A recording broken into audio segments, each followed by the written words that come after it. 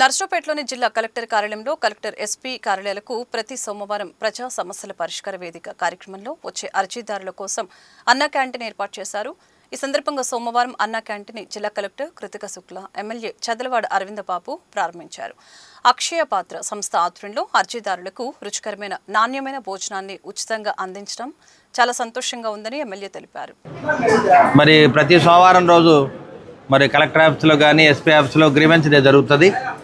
మరి దానికి దాదాపు 1000 మంది దాకా ప్రజలు హాజరవుతూ ఉంటారు. కాబట్టి వారికి మధ్యాహ్నం పూట మరి లంచ్కి ఇబ్బంది లేకుండా అక్షయ పాత్ర ద్వారా ఈ కార్యక్రమాన్ని ఏర్పాటు చేసి వీరందరూ కూడా అన్నదానం చేస్తూ ఉన్నాము. దీనికి ముఖ్యంగా కలెక్టర్ గారు కానీ మరి లోకల్ ఎమ్మెల్యే అదే ఎంపీ గారు అందరూ కూడా దీని మీద దృష్టి పెట్టి సోమవారం పూట అక్షయ పాత్ర ద్వారా అన్నదానం చేస్తూ ఉన్నాం.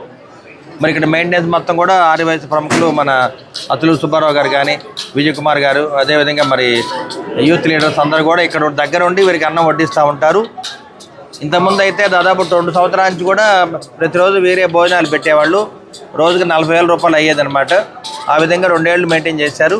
తర్వాత అక్షయ పాత్ర వాళ్ళు మేము దీన్ని దత్తత తీసుకుని మేము చేస్తామని చెప్పడం జరిగింది. కాబట్టి మరి ఈ కార్యక్రమాన్ని అక్షయ పాత్ర ద్వారా మన ఆర్యవైశ్య ప్రముఖులందరూ కూడా ముందుండి మరి ఇక్కడ అన్నదానం చేస్తారు. కాబట్టి అక్షయ పాత్ర వారికి, ఇస్కాన్ వారికి, అదేవిధంగా మన ఆర్యవైశ్య ప్రముఖులందరూ కూడా నేను ధన్యవాదాలు తెలియజేస్తున్నాను.